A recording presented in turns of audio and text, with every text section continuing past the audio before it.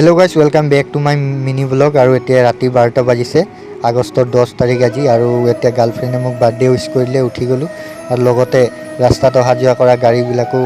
birthday wish কৰিলে যেহেতু গাড়ীৰ মাত শুনি এতিয়া আৰু টোপনি লগা নাই উঠি গলো তো গাইস এতিয়া ৰাতিপুৱা হৈ গল আৰু এতিয়া হৈ উঠি গা পা ধুই এতিয়া মই আগতে ওলাই দিলো ওচৰত থকা মন্দিৰ এখনলৈ ফাইনালি মন্দিৰ আহি পাই গলো গাইস আৰু এতিয়া ভিতৰত সোমাই সেৱা সেৱা কৰি ললো যাতে মোৰ আহিবলগীয়া দিনবোৰ ভালে কুশলে যাওক আৰু মোৰ ভাবি ৰখা কামবোৰ সফল হোক যাতে আৰু মোৰ সকলো ফ্যামিলিক ভালে কুশলে ৰাখক তাৰে ভগৱানৰ ওচৰত প্ৰাৰ্থনা কৰিছো গাইস ইয়াত মানে আমাৰ অসমৰ নিচিনা নহয় ইয়াত মন্দিৰ অহা অলপ নিয়মখিনি বেলেগ গাইস ইয়াত দৰ্শন কৰিব আহিলে মানে কোনো শাৰ্ট স্পৰ্টিং পিন্ধি আহিব নোৱাৰে আৰু মই যেহেতু গম নাপাওঁ শাৰ্ট পিন্ধি আহিছিলো আৰু শাৰ্ট পিন্ধাকেই মই সোমাই গৈছিলো মোক বাবা এটা আহি ক'লে যে শাৰ্টটো খুলি দিয়া বুলি মই যেহেতু লাজ লাগিছে সেইটো কাৰণে শাৰ্টটো খুলিব নোৱাৰো সেইটো কাৰণে অকমান সাইডত খুলি পিন্ধি থৈছো আৰু ইয়াত মানে নিয়মখিনি অলপ বেলেগ আৰু ইয়াত ধূপ চাকি লৈ আহিলে জ্বলাব নোৱাৰি তেল লৈ আহিব লাগে আৰু তেলটো ঢালি দিব লাগে ডাঙৰ চাকি জ্বলি থাকে আৰু ধূপ লৈ আহিলো ধূপটো থৈ দিব লাগে ইয়াত নিয়মখিনি মানে অলপ বেলেগ গাইস